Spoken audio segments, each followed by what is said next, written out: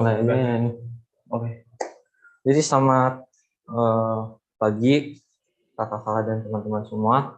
Jadi kali ini aku bakal mempresentasikan review tengah semester aku.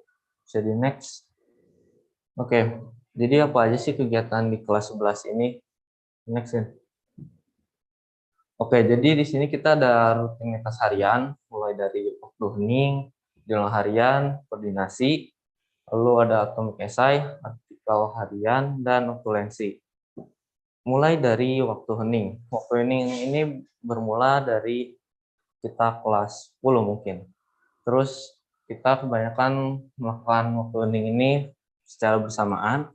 Namun belakangan ini kita melakukan waktu hening ini jadi mandiri, jadi lebih ke kesadaran diri dan kejujuran. Kamu udah waktu hening belum? Sebelum koordinasi. Lalu di jurnal harian, ini kita lakukan di pagi hari sebagai absen, dan kita lakukan juga di akhir hari sebagai refleksi seperti apa saja dan gimana kegiatan hari ini. Lalu koordinasi. Koordinasi ini kita lakukan setiap paginya. Biasanya kita akan membahas apa aja yang akan kita lakukan di hari itu. Lalu biasanya di hari Rabu kita melakukan koordinasi kelompok. Progres apa aja yang sudah dilakukan di proyek-proyek kelompok. Lalu selanjutnya ada atomic essay. Buatku pribadi, atomic essay ini menjadi salah satu tantangan terbesar. Karena selain aku jarang nulis, aku juga cukup kesulitan dalam memilih kata dan mencari topik. Lalu selanjutnya ada artikel harian. Artikel harian ini kita ditantang untuk membaca artikel dan merangkumnya kembali setiap harinya. Dan setiap harinya juga bakal memiliki beberapa tema yang berbeda. Di sini aku jadi lebih sering baca artikel, selain jadi lebih tahu ada info-info apa saja yang baru, aku juga jadi terbiasa untuk baca artikel, meskipun artikelnya bisa dibilang receh. Lalu selanjutnya ada notulensi. Notulensi ini nggak setiap hari kita lakukan, namun kita lakukan pada saat ada poin-poin penting aja, seperti contohnya pada saat koordinasi di hari Rabu tersebut, pada saat kita cek poin mengenai proyek kelompoknya. Oke, bisa di next kan? Oke, ini adalah dokumentasi mengenai jurnal harian di mana aku masih kurang konsisten, terutama pada saat jurnal harian di pagi hari, karena kadang lupa atau bahkan mungkin pernah 2 kali ngisinya karena lupa ngisi absen. Bisa di next kan? Oke, ini adalah dokumentasi dari atomic essay dan artikel harian. Jadi di sini aku sempat bingung banget mau nulis apa untuk atomic essay. Pada akhirnya aku mutusin gimana caranya aku bisa nulis. Jadi singkat cerita, pada saat itu aku bingung banget sampai akhirnya aku cari di Google mengenai topic finder. Terus ternyata malah nggak membantu. Sedikit cerita juga, di sini bisa mungkin kelihatan gambarnya. Pada saat itu aku sedang ngerjain poster mengenai Gareth Sale bersama Bintang. Nah, itu tuh di mana progresnya baru sampai situ. Terus sebenarnya itu ketidaksengajaan, sempet salah ngambil file buat jadiin foto. Terus jadinya ke-upload di Ridiungan. Oke, di bawah ini ada contoh artikel di mana kita biasanya nulis tanggal, link artikel yang dibaca, terus poin-poin pentingnya. Terus di paling akhir tuh ada kata-kata baru. Namun selama ini aku belum banyak nemuin kata-kata baru karena mungkin topiknya masih terlalu biasa aja. Next, Gun. Oke, lanjut ke rutinitas mingguan kita. Jadi yang pertama ada question of the week dan olahraga. question of the week ini di mana kita memberi pertanyaan-pertanyaan simple atau bahkan receh, lalu kita diskusikan bersama pada saat koordinasi. Salah satu pertanyaan yang cukup aneh dan cukup simpel adalah, contohnya adalah mengapa orang-orang percaya mitos. Itu sempat kita bahas kurang lebih 1 jam, dan menurutku di sesi diskusi ini selain seru, juga bisa nambah wawasan, terus bikin kita lebih open-minded ke pendapat orang-orang. Terus yang kedua adalah olahraga. Nah, si olahraga ini awalnya kita lakukan secara bersamaan di hari Jumat, dan biasanya kita diberi pilihan mau olahraganya apa. Yang pertama contohnya di rumah, yang kedua sepedahan, yang ketiga olahraga apa ya? Lari apa ya kalau nggak salah? Atau jalan? Ya, terus sejauh ini selama ini aku milih buat olahraga di rumah selain karena pandemi. Aku sebenarnya punya sepeda, cuman nggak keurus. Sejujurnya lebih malas tuh ngurusnya. Namun akhir-akhir olahraga ini jadi mandiri dan bisa dibilang nggak diwajibkan setiap hari Jumat, asalkan berolahraga di minggu itu. Dan balik lagi, olahraga itu jadi keperluan pribadi, jadi kita sendiri yang tahu kapan kita perlu olahraga atau enggak. Dan semenjak olahraga ini jadi mandiri, aku jadi lebih, bisa dibilang lebih rajin, selain karena tidak merasa terbebani untuk bikin verifikasi, aku juga lebih enjoy olahraganya. Next. Oke, ini ada beberapa dokumentasi mengenai question of the week. Terus yang kan itu dari dokumentasi pada saat aku sepedahan. Next. Oke, di kelas 11 ini juga masih ada proyek kelompok. Dan proyek kelompoknya ini ada proyek kertas daur ulang yang dimana kita lanjutin dari kelas 10, lalu ada proyek next, dan yang terakhir adalah proyek Garret Cell.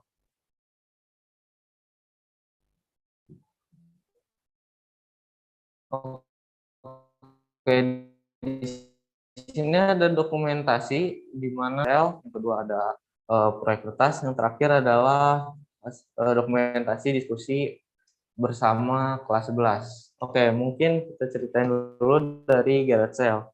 Peranku di Garret Cell ini sebagai ketua sekaligus publikasi. Banyak tantangan yang aku alami pada saat jadi ketua Garret Cell. Selain aku harus ngingetin teman-teman, aku juga harus cari solusi di mana sulit bagiku. Selain karena banyak proyeknya, kadang teman-teman juga bisa dibilang sulit dihubungi. Nah, untungnya ada beberapa teman yang lebih fleksibel sehingga bisa bantu aku. Lalu selanjutnya proyek kertas. Proyek kertas ini aku berperan sebagai tim produksi, dan selama produksi selama ini bisa dibilang lebih gampang dari semester dari jenjang sebelumnya. Selain karena kita lebih memahami gimana cara bikin kertasnya itu, kita juga ada banyak latihan, jadi lebih gampang dan lebih cepat.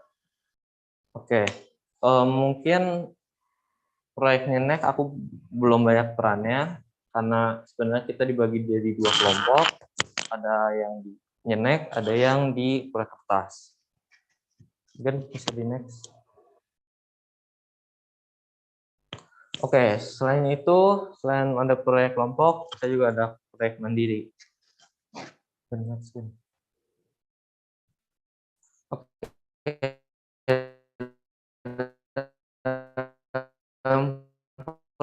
Proyek mandiri ini banyak hal yang harus bisa riset, baca artikel, nonton podcast. Dengan jangka waktu yang cukup lama, aku pun mencoba salah satu cara baru untuk melakukan riset. Salah satunya adalah hanya mengambil bagian-bagian penting pada saat nonton podcast. Oke, sempat didiskusikan juga sama Kak Leo mengenai cara ini karena aku gampang bosan.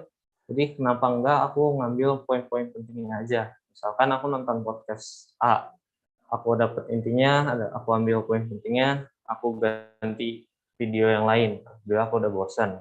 Namun ini malah jadi kesulitan sendiri dengan adanya ganti-ganti video malah jadi ada distraksi lain.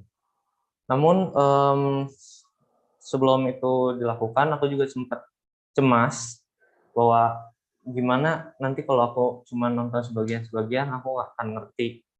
Dan sebenarnya itu udah aku lawan rasa cemasnya itu, karena sebenarnya poin-poin pentingnya itu pasti ada dan nggak mungkin aku nggak ngerti. Lalu perasaan yang dialami saat membuat proyek. Pada saat membuat proyek ini aku banyak menunda pekerjaan, sebenarnya males karena nggak sesuai banget sama ekspektasiku. Dari yang awalnya ekspektasinya gampang bikin poster, cuman riset terus bikin poster, aku rangkum lagi dalam poster. Namun ternyata tidak, aku banyak melakukan riset dan diskusi bersama mentorku. Selain itu juga desain cukup sulit karena nggak sembarang, karena kita nggak bisa buat desain mengenai apa yang kita suka, tapi harus sesuai dengan kebutuhan orang lain. Nggak bisa di next kan? Oke, jadi setelah WIP kemarin apa saja sih proses aku? Jadi pertama aku udah bikin lagi, udah memperbaiki lagi rancangan infografisnya.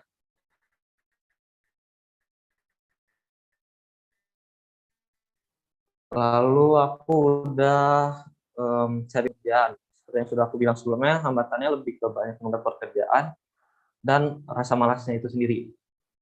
Langkah selanjutnya aku bakal lebih rajin dengan cara lebih rajin bikin timeline dan memasukkan timeline tersebut ke Google Calendar. Sebenarnya cara ini udah aku lakuin dalam minggu terakhir, dan aku rasa lebih teratur dan lebih terjadwal. Aku juga jadi lebih tahu ke depannya mau ngapain aja. Next.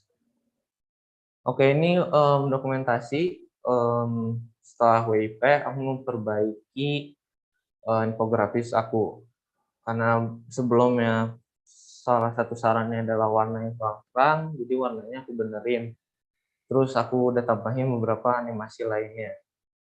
Pada saat ini ada salah satu hal yang sangat baru bagiku, terutama pada bagian orangnya di sini bisa dilihat.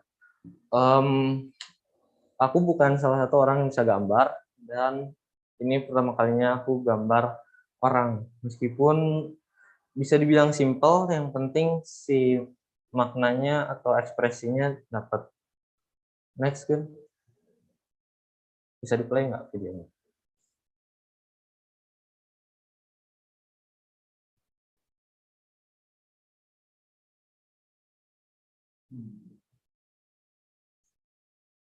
Bisa nggak?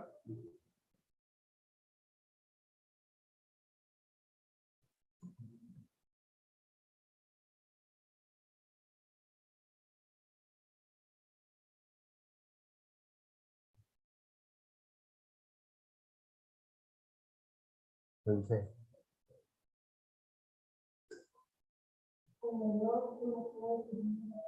Iya.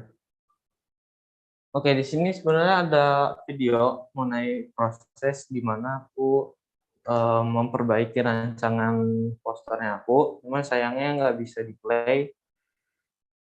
Jadi kita lanjut aja ke slide selanjutnya. Oke, apa aja sih solusi di tahun atau semester selanjutnya? Next. Oke, jadi masalah besarnya selama ini yang aku alami adalah mendapat pekerjaan dan komunikasi menyampaikan pesan.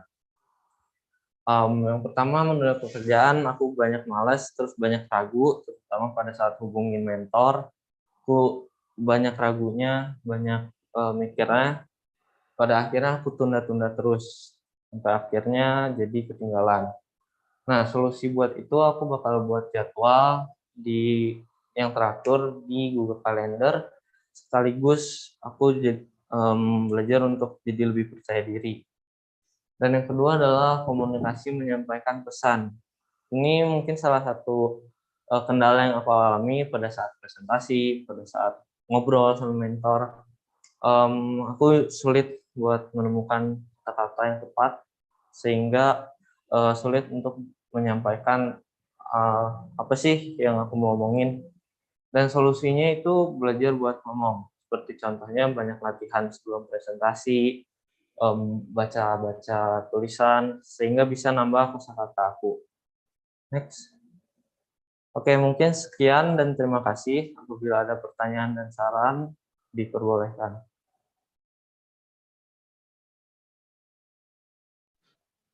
Oke, Brian. Aku pertama mau apresiasi dulu sih, menurutku cara kamu Bentar, Kak. menyampaikan presentasi ya. Audionya belum kedengaran, Oh, Kak. Bentar ya.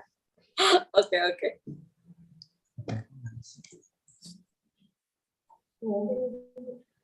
Bisa nggak? Halo, Kak? Ya, ada nggak?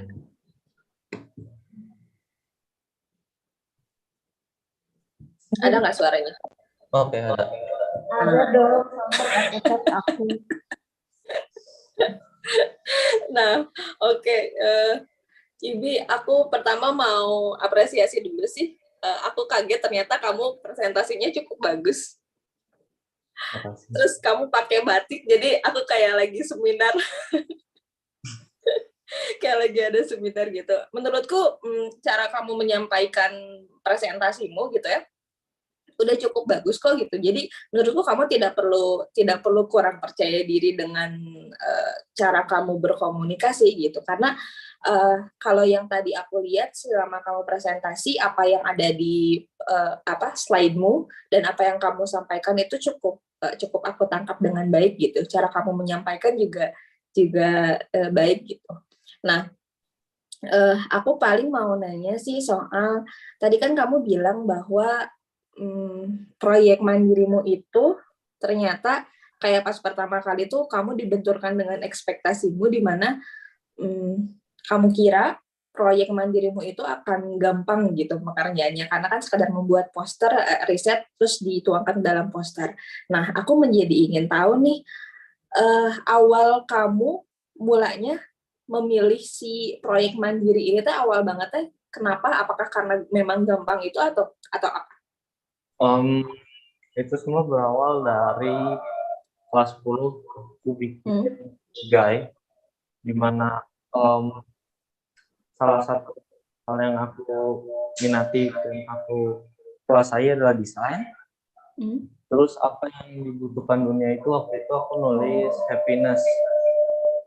Ya, aku lupa ceritanya gimana, pada akhirnya nulis banget tweet.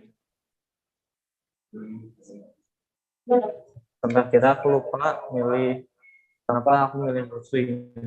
Ya awalnya gitu sih, Kak. Nah, oke. Terus kenapa medianya poster? Sebenarnya bukan poster juga, lebih ke infografis sekarang. Iya, maksudnya itu. Ada beberapa masukan, terus karena aku lebih bisa ngedesain poster, infografis dibandingkan kayak video gitu. Jadi aku memilih infografis itu. Oke. Nah, iya sih itu aku mau menggarisbawahi bahwa ekspektasi gampang itu adalah ekspektasi yang paling menjebak sih menurutku. Karena sebenarnya biasanya yang kita lihat gampang itu ternyata di belakangnya itu ada proses yang kita tidak tahu gitu. Nah, itu kan yang terjadi padamu di awal gitu kan. Dikiranya gampang itu kan buat infografis, poster gitu kan. Karena kamu sudah bisa desain. Tapi ternyata ya walaupun kamu sudah menguasai desain tapi tetap aja karena ada hal baru yang dimasukkan ke desainmu itu jadi menjadi dan detail justru biasanya karena kamu lebih tahu kayak pasti kamu akan lebih detail dan ya kamu mengharapkan sesuatu yang lebih dari dirimu sendiri gitu. gitu. Nah, mungkin itu sih. Jadi kalau dari aku sarannya, lain kali kalau misalkan kamu membuat sesuatu, jangan jadikan gampang sebagai ekspektasimu gitu. Karena kita tidak pernah tahu di balik hal di balik yang kita kira gampang itu prosesnya seperti apa. Itu sih. Terus jadi si posternya, si infografisnya itu kamu baru keluarin satu ya yang tadi itu ya? Iya, jadi kan ada rencananya kemarin di WIP itu bakal ada 2 ya produknya. Infografis, satu lagi template diary. Namun yang template diary ini prosesnya belum terlalu kelihatan, jadi belum bisa ditampilin sih. Oke. Nah, proyek mandirimu itu menurutku si tujuannya mulia sekali. Gitu, maksudnya itu kan berangkat dari keresahanmu gitu kan pada dirimu sendiri, terus kamu ingin membagikan keresahan yang sudah kamu olah menjadi sesuatu yang bermanfaat buat orang lain. Nah, jadi aku harap si males-malesnya itu, terus menunda pekerjaan tuh coba sedikit-sedikit dikurangin lah gitu, karena ya ini si tujuan kamu ini sudah mulia sekali, sudah akan bermanfaat sekali bagi orang lain gitu. Jadi itu bisa jadi salah satu triggermu untuk menjadi bisa lebih lebih semangat gitu menjalani proyek mandiri ini. Itu sih kalau dari aku. Gitu aja sih paling. Oke Kak, makasih Kak. Oke.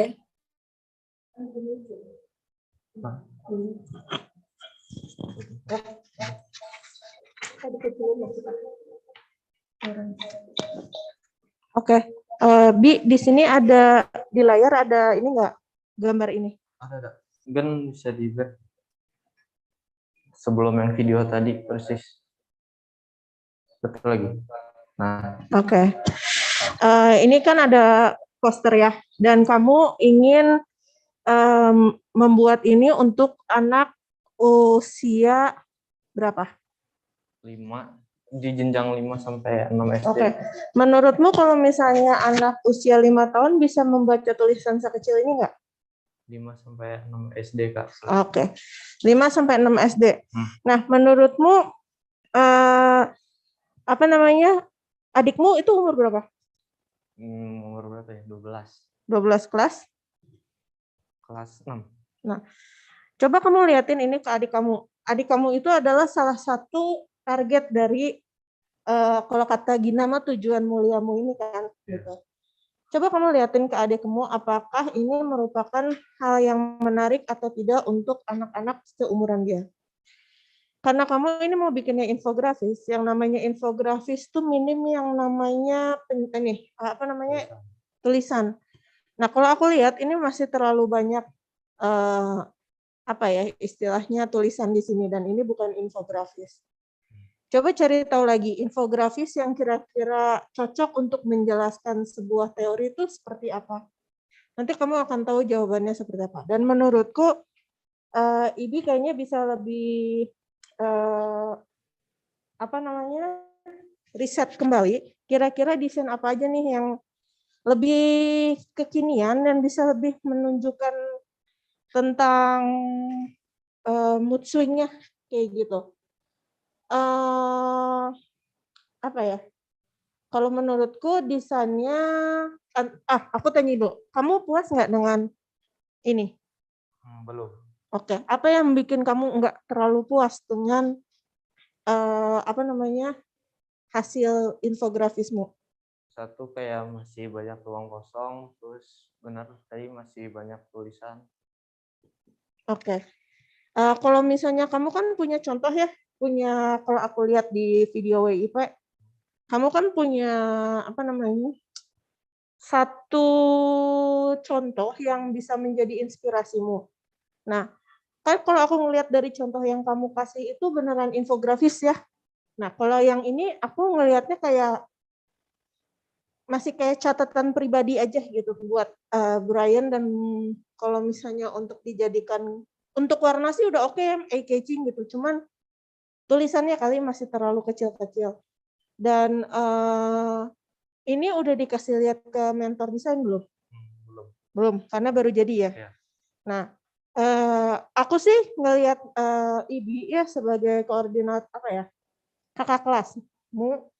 Aku tuh ngelihatnya sebenarnya kamu tuh punya potensi untuk mengerjakan sesuatu tuh dengan cepat gitu. Cuman entah kenapa ada hal-hal yang kamu tunda dan aku nggak tahu apa yang membuatmu menunda. Nah, itu harus diselesaikan. Nah, itu di luar kuasa aku sebagai kakak kelasmu karena yang membuat kamu menunda itu adalah dirimu sendiri gitu.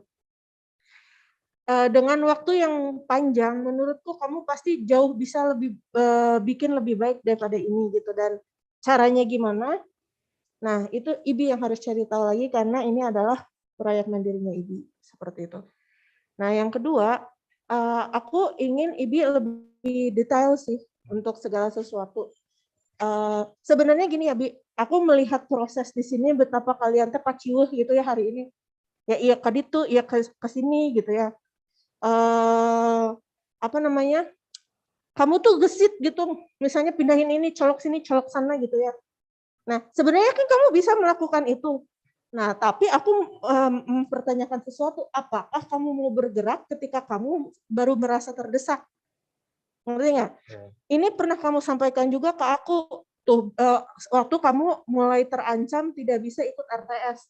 Begitu kamu dikasih tahu ini RTS-nya bla bla bla bla bla bla, terus tiba-tiba kamu tuh gesit gitu langsung dalam 2 minggu WIP beres, ini beres.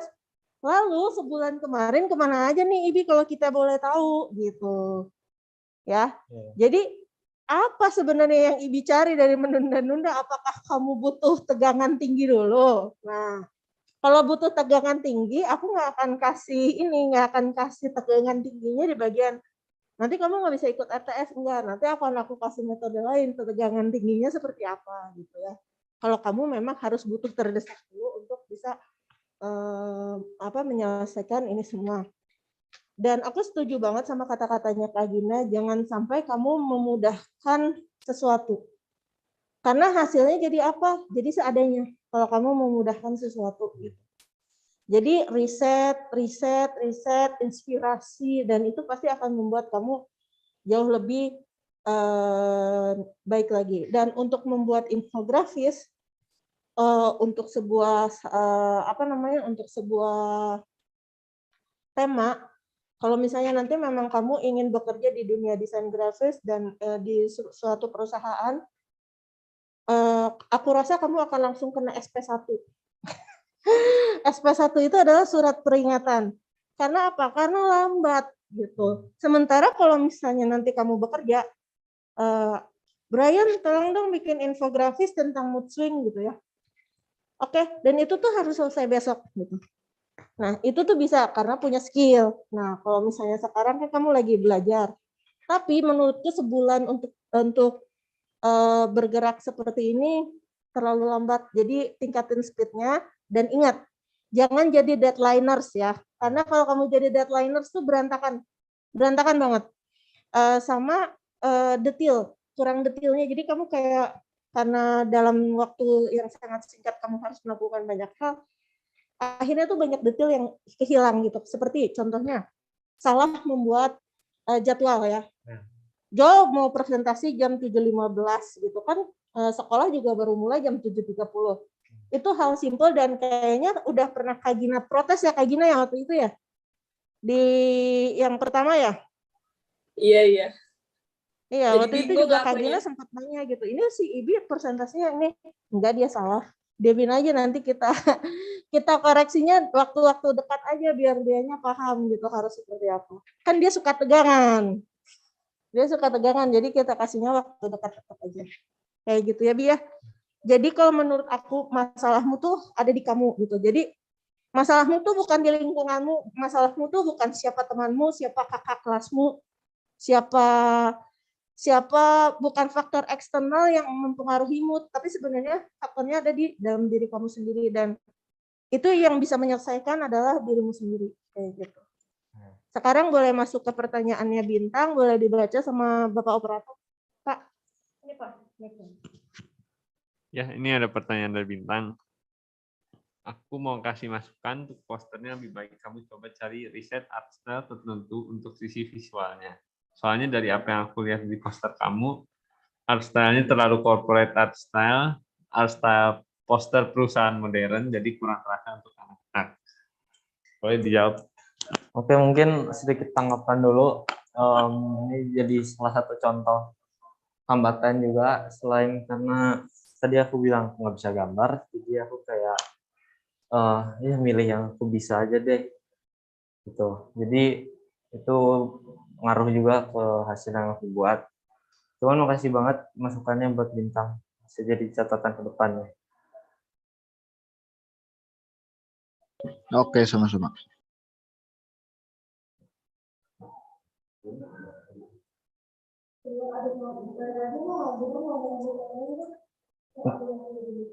Mungkin boleh ada pertanyaan lagi dari atau tambahan.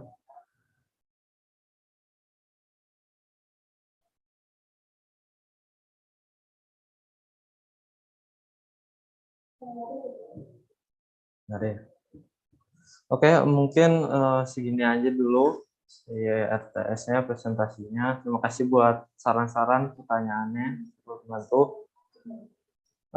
Mohon maaf juga apabila telat, ada banyak kendala teknis.